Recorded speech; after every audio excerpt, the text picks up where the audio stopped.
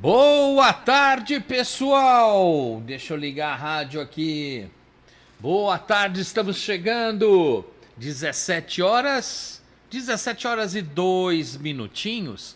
Hoje nós temos uma live comemorativa, um trabalho excepcional que é feito por médicos especializados e especialistas no que fazem. E nós convidamos a doutora Gislaine. Ela está ao vivo e a cores com a gente. Boa tarde, doutora. Seja bem-vinda ao nosso Algarve News. Boa tarde, Mauro. Muito obrigada pelo convite, estar aqui representando os meus colegas intensivistas. É sempre um prazer estar aqui com você. Obrigado por ter aberto esse espaço na sua agenda aí para nos atender. Com Porque certeza. eu sei que é complicado porque é puxado os horários de vocês, né? E as coisas como vão acontecendo, a gente vai comemorando. Eu acho que esse dia do médico intensivista não podia passar em branco, porque é justamente em novembro e temos também o dia do médico, mas temos as categorias específicas de cada um. Então, o dia do Uhum. médico é genérico, vamos ter também, mas os especialistas são mais não mais importantes, mas mais atualizados, mais adequadamente trabalhados no conhecimento. Então, o intensivista, nós vamos conhecer agora, é realmente uma categoria médica diferenciada, certo? O estudo dele é maior. Como é que é feito? Como é que se chega a ser um médico intensivista?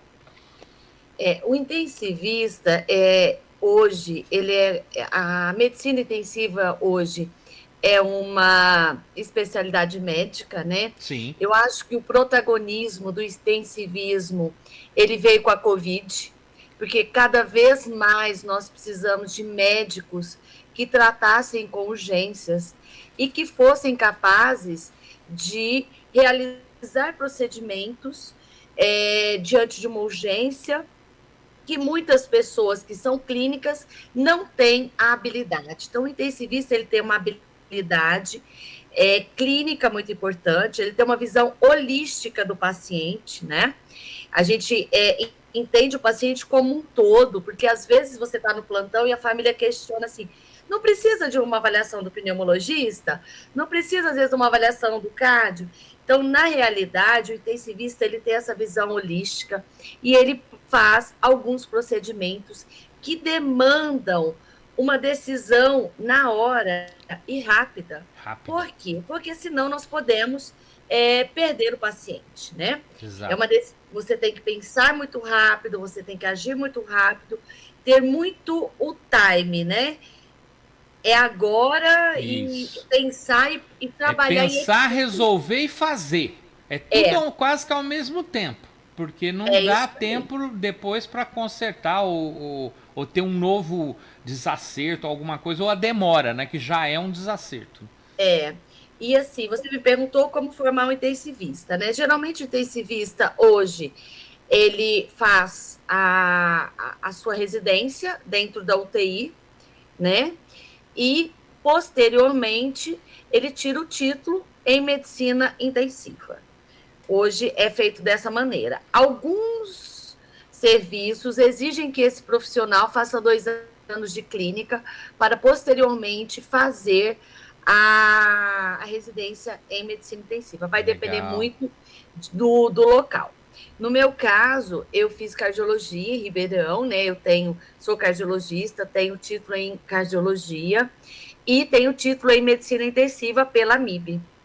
Então, eu tenho os 2 títulos. Então, na minha época, logo no primeiro ano, nós já íamos para a UTI, a gente já tinha o estágio lá, e posteriormente eu realizei o título de especialista. E a cardiologia, ela é muito importante dentro de uma UTI, né? Porque a maioria Totalmente, é. hoje dos casos envolve a parte cardiológica, não só hoje como um todo. É como eu falei, a gente acaba, e a cardiologia também você acaba estudando o paciente como um todo, né? Sim, Porque hoje não dá para você, igual você falou de especialista. O especialista, ele se aprimora em uma determinada especialidade.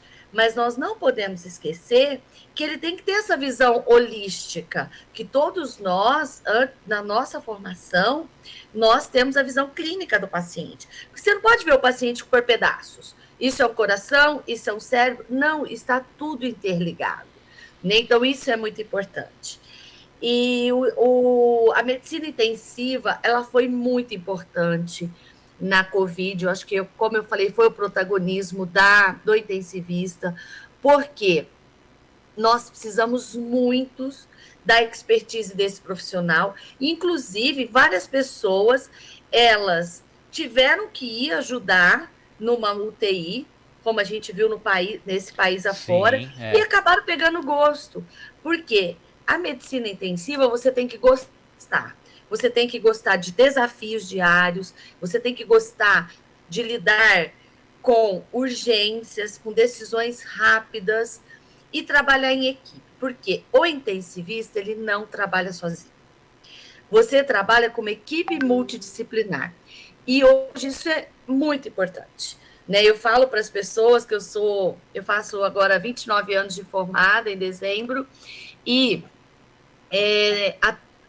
antes, nós não tínhamos a equipe multidisciplinar dentro da UTI, como fisioterapeutas, como os psicólogos, nutricionista, a enfermagem, em tempo de 24 horas ali, né, se dedicando àqueles pacientes. Então, hoje, nós trabalhamos com uma equipe multidisciplinar e cada um na sua área, integrando, discutindo os casos, e quem ganha com isso é o paciente. Essa é uma das perguntas.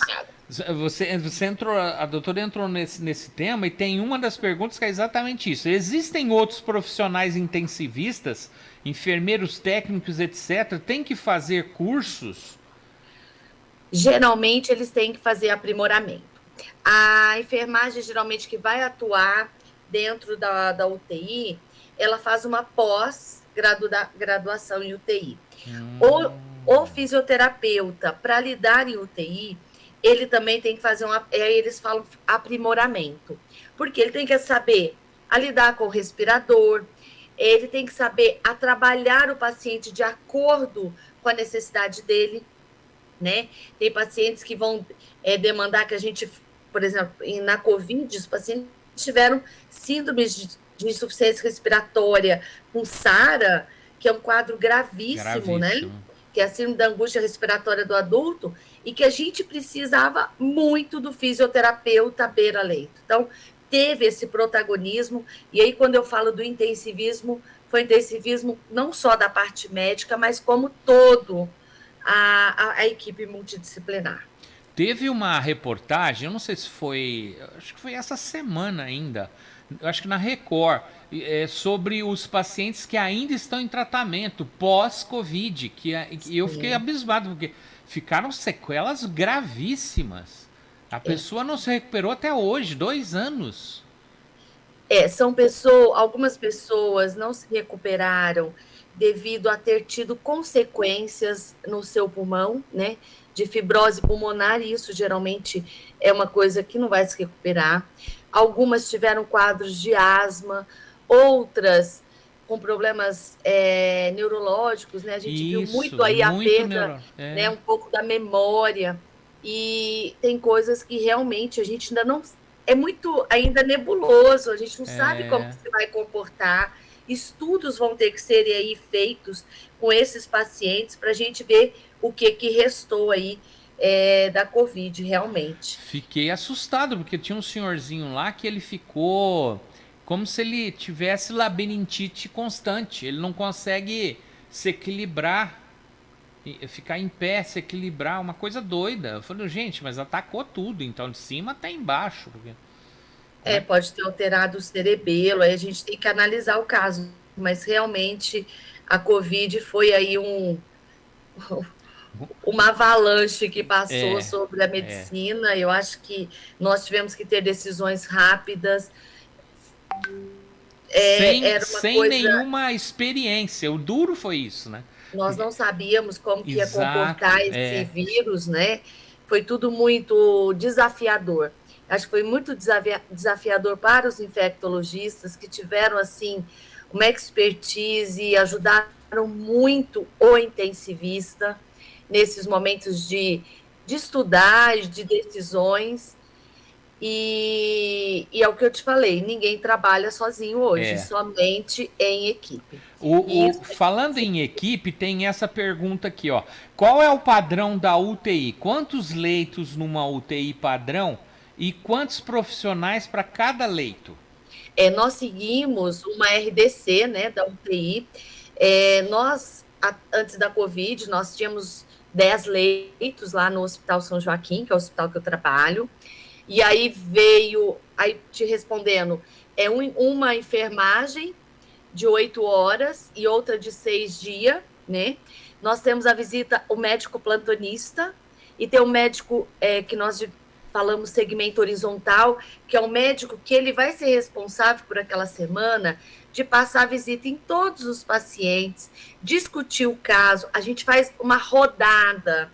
Então, a gente senta com toda a equipe multidisciplinar, o plantonista, a enfermagem, a psicóloga, a nutricionista, a farmácia, me desculpem se eu esqueci alguém, o fisioterapeuta, temos também a presença do infectologista nessa rodada, muitas vezes o médico assistente do paciente. Então, a gente discute cada caso, fazemos as condutas do dia e depois nós vamos dar as orientações aos familiares, as notícias. Bom, com a Covid, no hospital, nós chegamos no auge da pandemia a ter 50 leitos de UTI. Nossa. Né? A maioria das alas de internação, elas viraram UTIs, né? Foram recrutados vários médicos, e médicos mesmos que não tinham experiência, eles iam para dentro para ajudar no sentido assim, ó, você faz a prescrição, eu vou fazer o outro ia fazer o procedimento, porque a gente realiza procedimento de intubação, procedimento de passar um catéter central, foi realizado muita hemodiálise, então teve aí uma ajuda muito importante dos nefrologistas, e dentro da nossa UTI, o Covid tinha o nefrologista de plantão, porque eram inúmeras hemodiálises, né? E aí, agora, no nosso hospital, nós estamos com 2 UTIs. Então, a gente tem a UTI 1, até é bom para informar as pessoas, e a UTI 2. Por quê? Nós observamos também um aumento do número da complexidade dos pacientes. É interessante isso, que agora, o que a gente está vendo nesses últimos meses? Os pacientes estão mais complexos, os pacientes estão também mais idosos, então isso tudo tem uma repercussão, né? Sim. Então, o nível de complexidade, o nível de comorbidades dos nossos pacientes e agravos de saúde.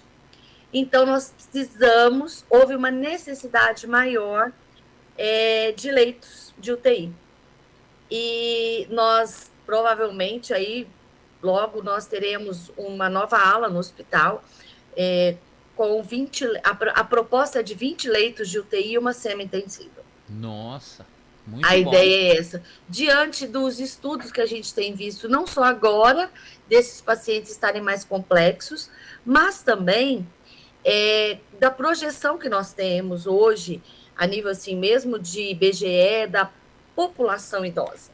Sim. Nossa pirâmide, né? Ela está mudando, ela está se achatando. É verdade. Eu tenho paciente hoje, né, na assistência domiciliar, de 105 anos. Ui! Eu tive uma paciente de 105 anos, é uma senhorinha. Então, o que está acontecendo? Nós temos que nos preparar para o envelhecimento populacional, né? Então, é por isso que nós estamos aí hoje com 2 equipes de UTI. Então, hoje nós temos 2 UTIs, 2 equipes de UTI, 2 horizontais diferentes. Nós lá dividimos por patologias. Então, tem as patologias que vão internar na UTI 1 e a patologia que vai internar na UTI 2. Claro, se eu ia perguntar isso. Qual o grau de cada uma? Porque todos têm experiência com tudo. Mas aí nós dividimos para ser um pouco mais organizado. Foi uma organização das gestoras do CTI e ficou bom, né? Dessa forma. Então, nós estamos lá hoje com 16 leitos. 16 leitos, no caso seria 8 e 8, né? 8 e 8, 8 e isso. 8. Quantas equipes para esses leitos? Porque você tem que fazer 24 e 48, é isso? Ah, sim, aí eu não vou saber te dizer por equipe, que é uma coisa bem técnica da enfermagem. Ah, tá. Mas a gente tem turnos manhã, tarde e noite. Sim. Aí você tem manhã, tarde e noite de técnicos de enfermagem alternando o plantão noturno. De médico, fica um plantão médico a cada 10 leitos, que isso é a norma. Uhum. Fica um fisioterapeuta a cada 10 leitos. Nós temos fisioterapia hoje 24 horas no hospital. Olha.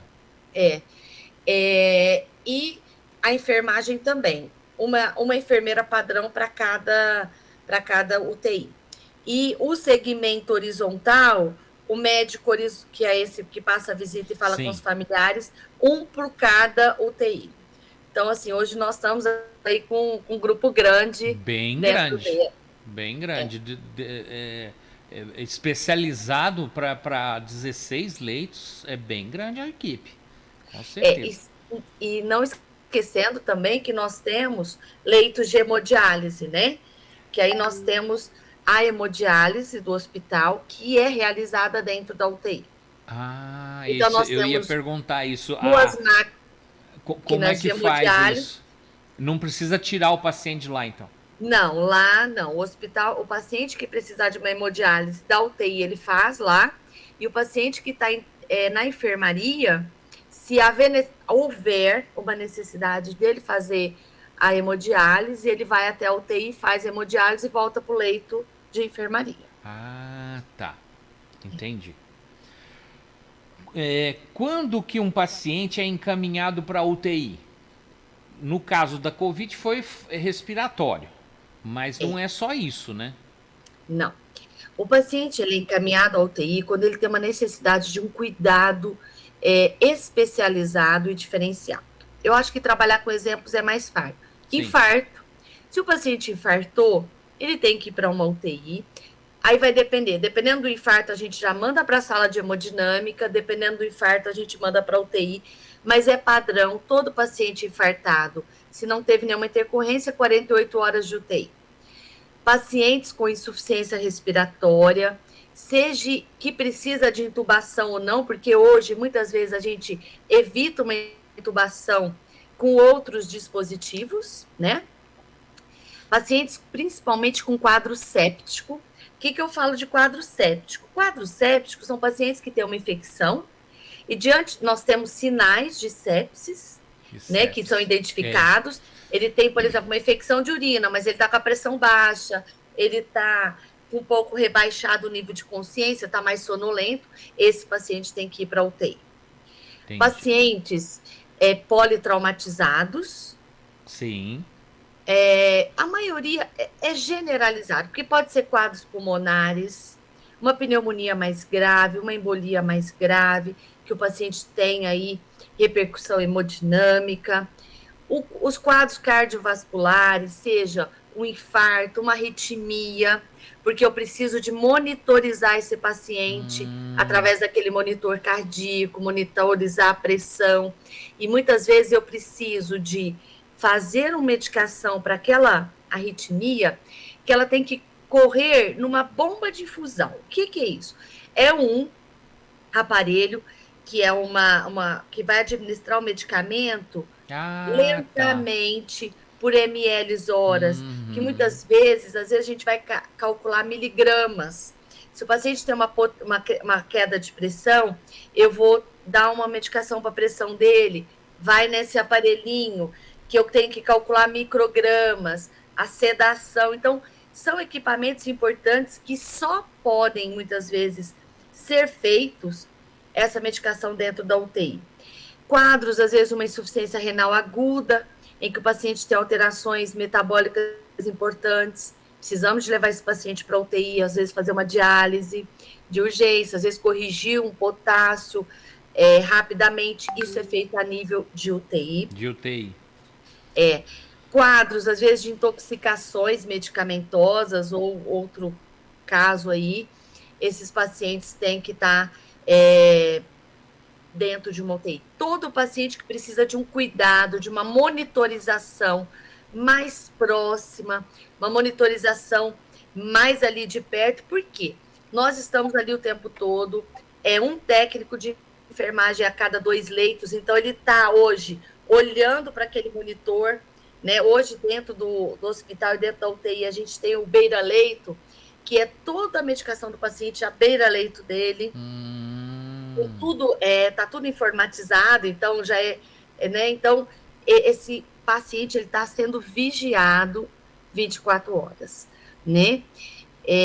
Isso é muito importante, esse controle que nós temos do valor, de quanto ele urinou, de como está a pressão, se ele teve febre, quanto que ele urinou em X horas, porque se ele urinar pouco, eu tenho que ir lá e atuar, né? Isso tudo, o nível de consciência, se ele piorou.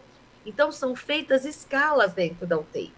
Escalas para a gente ver como que está a consciência do paciente, Sim. né? Uhum. Se o paciente está sedado, é realizado escalas desse paciente para ver, porque a gente não pode deixar o paciente muito sedado. Você tem que deixar ele numa sedação que ele fique confortável e que ele não sinta dor. Então, ali dentro da nossa UTI é feito todo um trabalho. Porque tem os bastidores, sabe, Mauro, que a gente às vezes não sabe muito, não fala muito. E esses bastidores, tem uma pergunta aqui que envolve isso, quer ver? Já fui adiantando, né? Exato. Ó, os pacientes são divididos por gravidades das doenças, igual a senhora já comentou, né? Uhum. Aí vem essa pergunta dos bastidores. Por que as visitas são restritas na UTI? Isso daí é exatamente por causa dos bastidores. Não, nem é tanto isso. A visita é restrita. Hoje não é tão restrita, né? Hoje nós temos lá 3 horários de visita. Nós tivemos restrição no Covid, realmente não podia, né? Era um fato. No nosso hospital, a gente tem 3 horários de visita, até para ter uma humanização. Então, nós temos visita de manhã, na hora do almoço, à tarde e à noite. Então, não é tão restrito. Mas, muitas vezes, de manhã, a visita é na hora do almoço, porque de manhã você tem que dar o banho no paciente, todos os cuidados.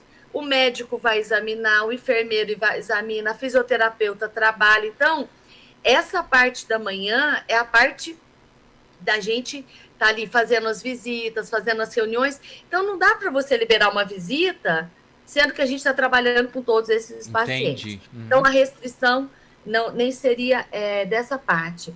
À tarde, né, nós fazemos a visita também. E aí são todos períodos, se não me falha a memória, de 20 minutos. A da tarde, que é um pouquinho maior. Claro que, eu falo que o lápis sempre tem que apontar dos 2 lados, a gente não pode ser engessado, né?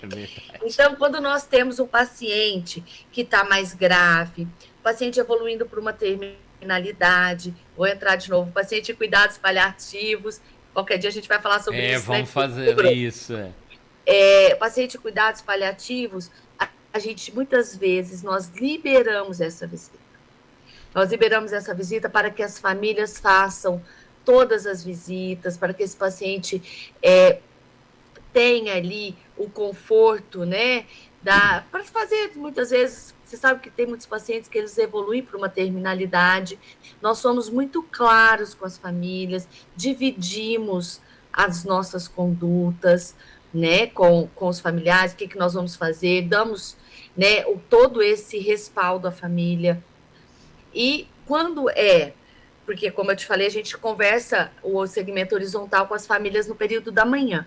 Então, quando é necessário, é liberado, às vezes, não só o maior número de pessoas, porque entram 3 pessoas a cada turno, às vezes, quando é terminalidade, nós liberamos um número maior, e às vezes uma visita um pouquinho maior, para que sejam realizadas ali as suas despedidas, os seus rituais, às vezes família que gostam de acordo com a sua religião, de levar o Sim. religioso Aham. lá.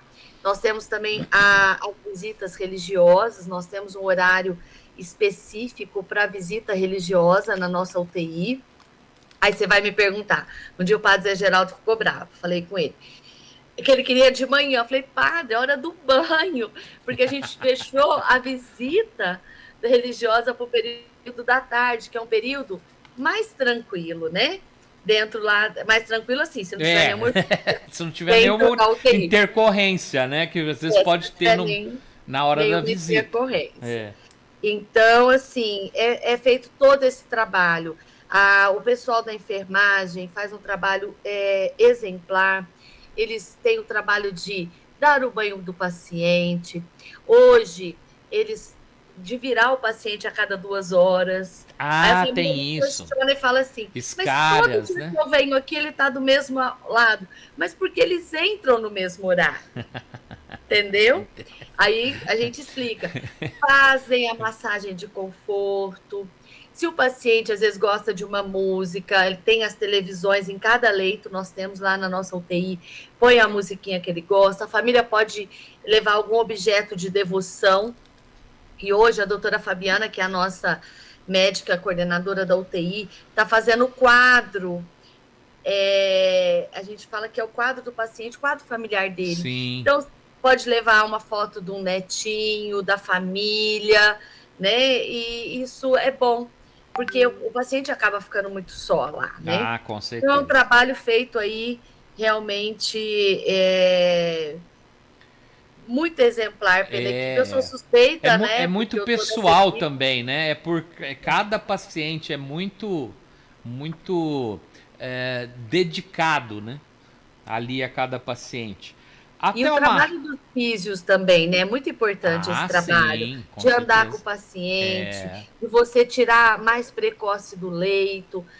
Cada dia mais nós estamos tirando os pacientes, às vezes com traqueostomia, com respirador ou entubado fora do leito. Isso é muito importante para a recuperação dele. A Thelma entrou aqui dando boa tarde, a Maria Cristina também dando boa tarde. E a Thelma está fazendo uma pergunta: como que a doutora percebeu sua vocação para intensivista? Como é que se deu isso? Thelma, acho que eu nem sei. Essa é boa. A Essa vida foi boa. foi muito engraçada, porque na realidade eu tenho uma tia cardiologista, né? Meu tio é médico também, eles eram na Também. época sócios do Hospital São Joaquim. E eu sempre gostei muito de medicina. Eu sou uma pessoa que adoro medicina, vivo medicina às vezes 24 horas, né? Aqui em casa eles brincam que eu fico mais na UTI do que na minha casa. Ah, não tenho dúvida. Então, quiser esconder, já dei a dica. Vem aqui em casa de mim. Mas eu sempre gostei muito. Fui para cardiologia, logo no primeiro ano eu gostava muito da UTI, fui me especializando. E aí é uma história. Quando eu vim para Franca, né, não tinha UTI no Hospital São Joaquim. E na época era o doutor Joaquim, o doutor João Joaquim, que Isso. são meus parentes.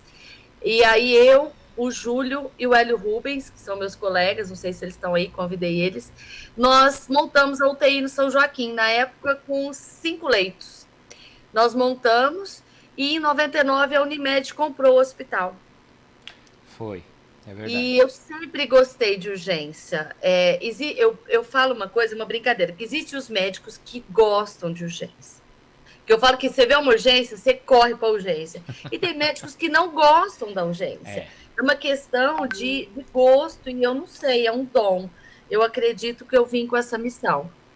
E aí, na época, eu fui estudar já muito e sempre gostei muito de lidar com urgência. Eu já É, trabalhava na emergência e hoje estou aí com o uma. inconstante, né, atrai, né? Hã? O inconstante atrai, porque é difícil da pessoa gostar desse movimento que não tem regra, né? Você chega ali e pode acontecer o que acontecer, você tem que resolver.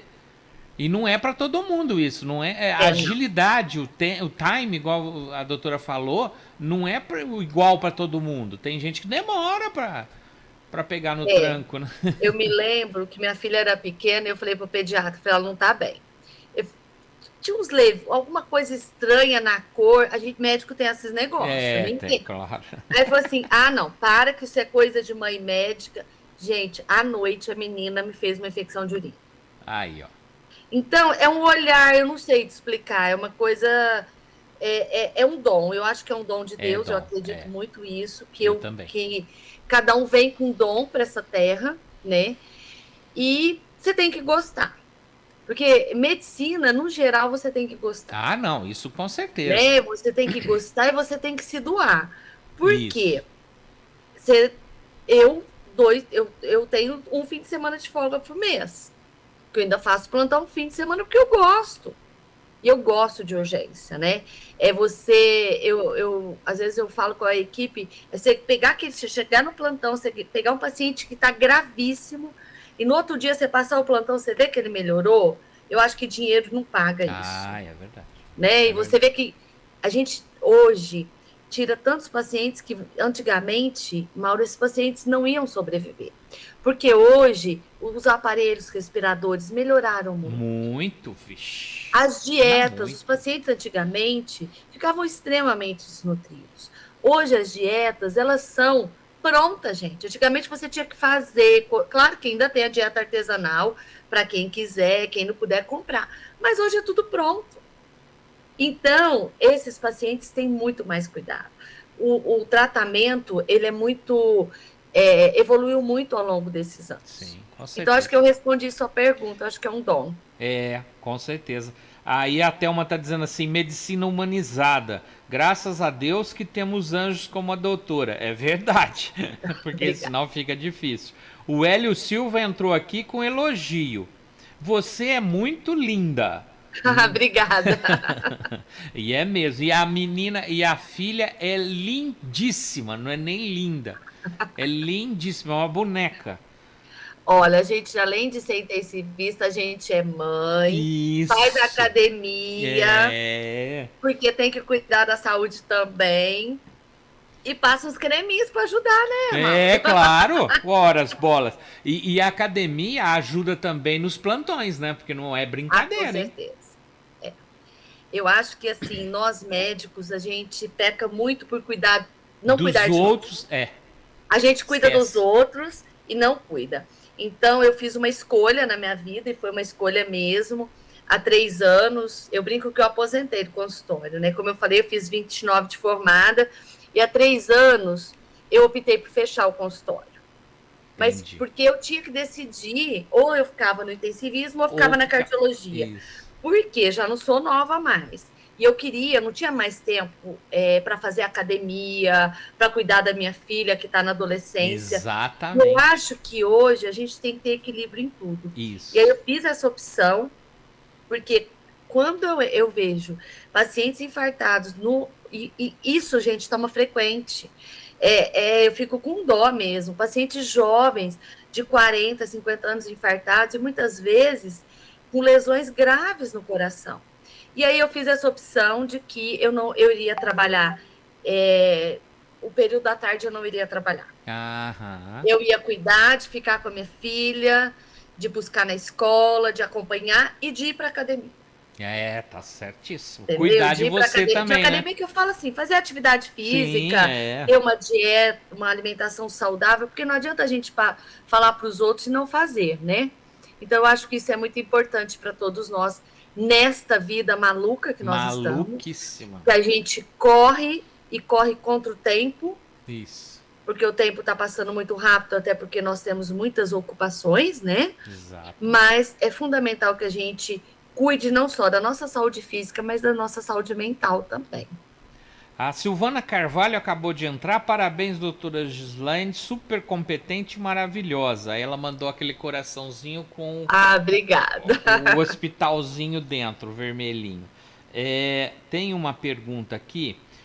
A Silvana é suspeita, Mauro. Eu tô vendo aqui. Ela tá toda paramentada aqui com estetoscópio e tudo na foto. Deu para ver que ela era suspeita aqui, viu? Mas é super competente. É a nossa enfermeira lá. É a enfermeira. Aí, ó, Silvana, nós estávamos falando de vocês aí, ó, que tem uma equipe, né? Não é só o médico, tem que ter uma equipe ali pronta para o sufoco ali. A Cris está perguntando assim, o que faz esses pacientes ficarem mais complexos? Somente a idade? Não, né? Você acabou de falar aí que tem menino de 40 anos com infarto, né? São as doenças crônicas, né? Hoje, não só a hipertensão, a diabetes, a dislipidemia, que é o colesterol alto e triglicérides alto, Mas a você pegou a obesidade. minha ficha? Pegou meu prontuário? Olha, não estou fazendo bullying, É. hein? A obesidade é um problema de saúde pública, né? Hoje, a Unimed tem até um programa para obesidade infantil. Por quê? Porque você sabe que a obesidade é um fator de risco muito importante para infarto, para as doenças cardíacas. E o que está acontecendo hoje é uma epidemia de doenças crônicas. Meu Deus. Hoje, é porque eu acabo estudando isso, eu fui gestora da medicina preventiva por 4 anos, então a gente fizemos muito trabalho lá, hoje está o doutor Júlio no local, no meu lugar, né, ele que assumiu. Então nós tivemos um trabalho muito grande, né, com diabetes, esse trabalho é mantido ainda, trabalho com as crianças, tudo de prevenção, mas sabe qual é o problema que a gente observa hoje? As pessoas falam assim, não vai acontecer, eu não estou obeso. É verdade. E aí tem o problema, gente. Eu adoro comer lanche também. Eu adoro comer pizza. Mas a pessoa come um monte de bobeira, Isso. bebe e não faz uma atividade física. Mas se você fizer a sua atividade física legal, você vai poder comer o seu carboidrato. Mas, gente, a palavra é moderação. Moderação. Tudo a gente pode, com moderação. Com moderação. Não é bater aquele prato de arroz e feijão e carne. Cadê a verdura? Cadê o legume? É um prato. A gente está cansado de ouvir. De ouvir, de saber e não faz, né? Mas o ser humano é teimoso. É teimoso. Fazer atividade física, eu preferia muitas vezes estar no shopping, estar aqui tranquila na internet, vendo filme, do que ir para academia. É verdade. Não é fácil você ficar lá puxando ferro, enfim. Mas é aquela sensação que você tem. Nossa, depois que faz uma atividade física, dá um bem-estar. Dá preguiça de começar, confesso. Mas depois dos 10 minutos, é satisfatório. E é isso que a gente tem que buscar. Eu fico desconfortável dentro da academia. Eu não me sinto bem de jeito nenhum. Não é meu ambiente, sabe? Eu não consigo me colocar ali dentro. Mas paga-se o preço pela coisa. Né? Mas, Paulo, é a atividade física que te dá prazer. Eu sempre falo isso para os meus pacientes. Se você gosta de nadar, se você gosta de caminhar, se você gosta de academia, eu falo academia por causa, talvez seja isso, mas tem vários, não é possível que não vai se encaixar em algum. Isso, tem que gostar de alguma coisa. A gente tem que fazer alguma coisa. E eu falo para os pacientes uma coisa, que eu uso. Eu deixo a minha roupa de ginástica muitas vezes no carro. Porque se você vai em casa, aí era uma coisa que eu vi numa entrevista que eu achei o máximo, num congresso. Aí as forças engordativas de uma casa. Na época do telefone, hoje eu falo que era o telefone sem fio, hoje é a internet. É verdade. Não é? Com certeza. Telefone, é o sofá, é a Netflix e a pizza que você pede. A comida, o iFood, porque hoje o que a gente faz? Fácil demais. Cozinha em casa. Fácil demais. Então eu falo muito para os pacientes, olha gente, é difícil lavar alface, compra uma lavada. Faz uma carninha. Vem empacotada já, só abrir e pôr no prato. Eu penso assim. Então, pode comer a pizza? Pode comer um McDonald's? De vez em quando, não dá para comer todo dia. Mas de vez em quando você comer, sem problemas. O que não dá para ser um lanche, um hambúrguer todos os dias. Mas você comer ali uma carne grelhada, não precisa de muita coisa. É verdade. A Silvana tá falando assim que ama muito. Cheio de risinhos, nós brincamos com ela aqui agora. A Cris está perguntando assim, é verdade que alguns pacientes em coma podem ouvir e sentir os parentes? Esses procedimentos é incentivado nas UTIs? Acho que eu entendi a pergunta dela. É bem Olha, específico essa daí, hein? Essa é eu vou bem... te falar uma coisa. O paciente não está. O que eu falo para quando eles me perguntam lá na porta, quando estou na minha semana de dar informações. O paciente não está em morte cerebral. Ah, Então, ele está em coma, mas ele não tem morte cerebral. Porque se ele tiver morte cerebral, aí já acredito, não tem, acredito que ele não não esteja tem a internado. consciência mais. Porém, nós temos que pensar que nós somos feitos, na minha cabeça, de corpo e alma. Nós Sim, temos uma alma, um espírito. E aí, dentro de cada um com a sua convicção sim, religiosa, aham, né? Eu falo que existe mais coisa entre o céu e a terra que a gente possa imaginar. com certeza. Então, vamos respeitar. E eu falo uma coisa para esses familiares: rezem, põe uma música que ele goste, só não chora. Porque se a pessoa está Hum, ali, eu acho que ela vai sentir a percepção, né? Como a gente já viu vários pacientes, eu já vi na UTI, às vezes o familiar entra, ele chora. olha, O familiar entra, isso é muito comum. A frequência cardíaca aumenta, quando ele, às vezes quando ele não está no coma tão profundo, ele tem a percepção. olha, que E legal. tantos relatos que a gente viu aí de pessoas que entraram em coma e recuperaram, de falando, né, sobre essa parte aí extra, né? É, Então, eu acredito que deve ter alguma coisa. Então, se ele, dentro da medicina mesmo, ele tá bem comatoso, ó, tá em Glasgow 3, que é um coma grave, sim.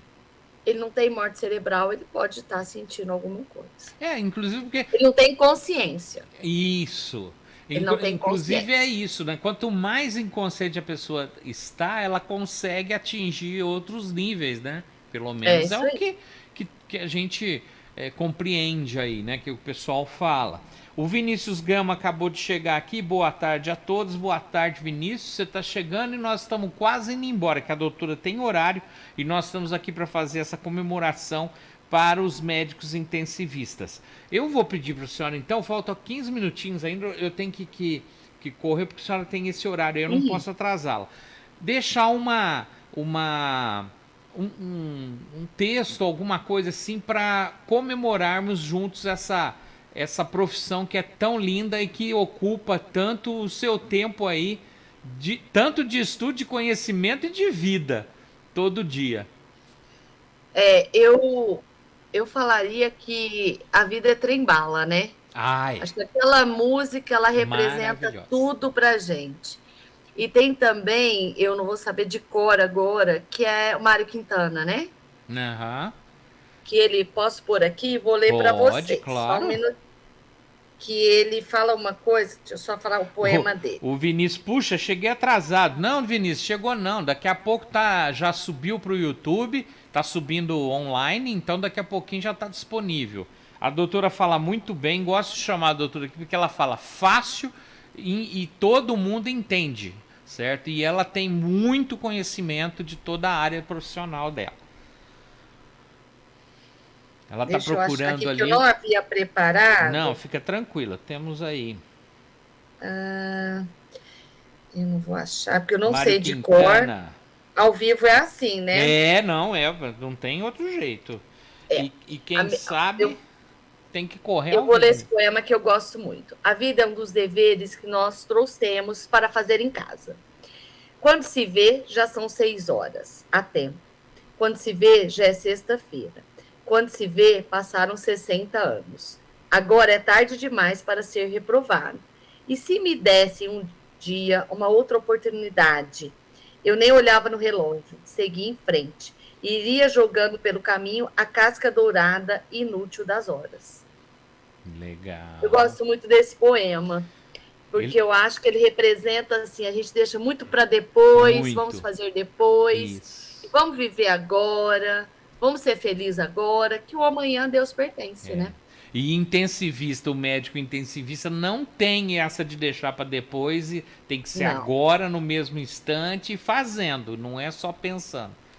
É é. bastante coisa ao mesmo tempo. Você tem que pensar muito rápido. Isso, exato. E agir, né? A Thelma dando parabéns aqui, Mauro e Cristina, pela escolha. A doutora está aqui. Ela já fez entrevista com a gente, Thelma, e fala muito bem na outra entrevista, muito bom. Na outra nós ficamos 2 horas conversando, passou rapidinho. Hoje é por causa de horário mesmo, de agenda, que nós não podemos ficar mais. Mas perfeito, sempre vou convidar, espero que ela sempre tenha um horáriozinho pra gente aí. Muito obrigado novamente, doutora, por esse espaço, certo? Adoro a conversa porque o pessoal consegue entender o que está se falando e você fala muito bem, muito fácil. Adoro isso. Muito obrigado, parabéns pelo Dia do Médico Intensivista. Continue com essa força, com essa alegria aí no trabalho, que nós estaremos sempre juntos aí. Muito obrigado Eu que mesmo. agradeço a oportunidade e aproveito aí para parabenizar todos os meus colegas de medicina Verdade. intensiva, né? E estou sempre à disposição, pode contar comigo, é um prazer estar aqui com você. Obrigado mesmo. A Silvana, ó, tá aí, ó. Um parabéns para você também, que tá aí no grupo da doutora aí nesse trabalho. Maravilhoso. Muito obrigado aí. E Eu que até mais. agradeço. Até a próxima. Até a próxima. Um abraço. Abraço. Tchau. Aí, pessoal, ó, tirando que a gente não tinha muito tempo, porque ela tava com a agenda apertada, mas tá aí, ó, o recado foi dado, comemoramos aí o Dia do Médico Intensivista, o pessoal merece essa nossa homenagem, a nossa rádio Algarve News está sempre aí homenageando e lembrando dos trabalhadores, das profissões mais importantes que nós temos aí. Um grande abraço a vocês. Voltamos sábado às 15 horas e nós vamos estar no sábado falando sobre hipnose. Não percam, já fizemos uma entrevista sobre hipnose, mas esse é uma outra pessoa que vai falar e nós vamos estar juntos aí falando sobre isso, ok? Brigadão. A câmera é aquela ali? Então vamos falar ali. Tchau. Fui.